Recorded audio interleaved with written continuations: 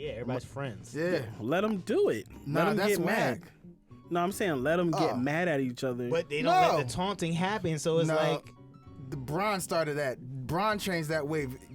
Kobe wasn't about friends playing with each other. Kobe was about, like, winning. Yeah. Bron started that new wave. And shout out to Bron. Bron changed. Jordan changed how the NBA was. Kobe continued it. Bron changed it to be like a friends world. He wanted to play with his friends. He wanted to play with Wade. He wanted to play with Melo, but Melo signed his long-term contract without an opt-out because Melo took the 5-year deal. Bron took a 5-year deal, but with an opt-out. Yeah. And Bron's always been smart with his contract. But he had talked to Wade and Bosh about that. He tried to talk to Melo about that, but Melo was like, "Nah, I want." So he ain't pressed to Chris. Chris was still a young boy then before. Basically. But that whole rivalry Knicks had versus the Bulls, Pacers, that's dead. Everyone wants to hang out with each other and be on each other's team after the end of the season. I saw a video Draymond like hugging Jason Tatum's son. Kumbaya. Yeah, like the Warriors just spanked you on the Celtics. My son not supposed to like you. Like, get away from my son, bro. Uncle like Draymond. Yeah, Uncle Draymond. I mean, but they're like going to everybody's weddings. Everybody, it's that united feeling. But I can see it like this. You can be cool off the court after the game, but when it's game time, come on, swing, be able to talk junk, and then have some type of like. We could be cool after the season. After the season, okay. After the season, we could be good.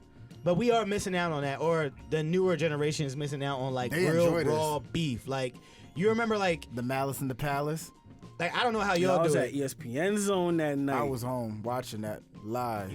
We had to leave. Yo, I was at ESPN Zone watching the game. No one knows about that. And then we had to go home. More. We had to go home. They don't know about that. ESPN Zone, for everybody listening, that ain't out there was no more. Disney World for kids who like sports, like anybody who likes sports. ESPN Disney World. Yeah, that's dead. You remember that? Yeah, it's gone. We tried to go for his Remember? We tried to go for his 21st birthday. That was Dave and Buster's. No, we went in there to ESPN, and remember it was shut because of a private party. And then we tried to go to David Buster's, and we didn't have someone over the age of 25. You were 21. I was 20. Chiz was probably the oldest one. Yeah, but he wasn't able to. Probably only 24. Yeah. So we couldn't do that. Yeah. But ESPN Zone, last time I tried to go was for his 21st, and we couldn't get in there. Private party. Nah, but I was watching that game. I was watching that game at ESPN Zone. I was like 15. And then we had to go home. They had school the next morning. And I went to go turn on the game to see who won. And they were recounting the fight. And you see J.O. punch a... the sliding slip. Yeah, yo, that dude got punched with the... Like, it looked like he was jousting. You know he would have died if he had stayed up. He would have died.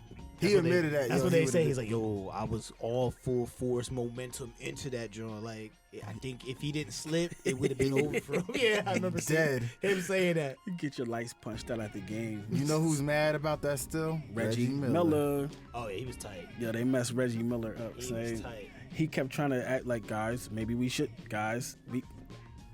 He couldn't control it. He was on Instagram Live. Fun fact. He was just on Instagram Live today at the airport. And he actually said he actually had one time that he was actually interested of actually playing 2008 when Boston was going to the championship. 3 weeks before the season started, he got an offer to go play for the Celtics.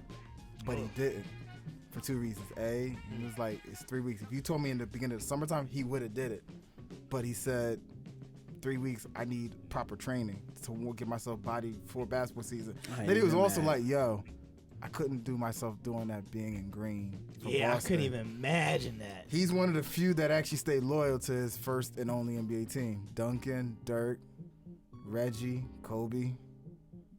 Those are the few that actually stayed with their team. Yeah, the whole time. There's a few others, but those are the real ones. But times has changed. Yeah. This one analysis said the lack of drama or fan interest in the NBA. Fan interest, yeah, I can see that. It's mad blowouts, yo.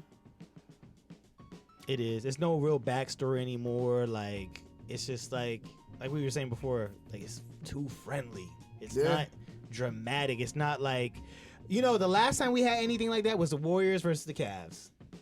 that's the last but I time was we had tired of anything. seeing that too. But it was the last time Yeah. we had a storyline where it's like, Dad, we might see something again. Like Yeah. it was the last time we had anything really raw like that. Yeah. Everything else has been like Disney, only like thing corny. I can think of is like when Steph won that ring Last year? without KD. Yeah, Last year.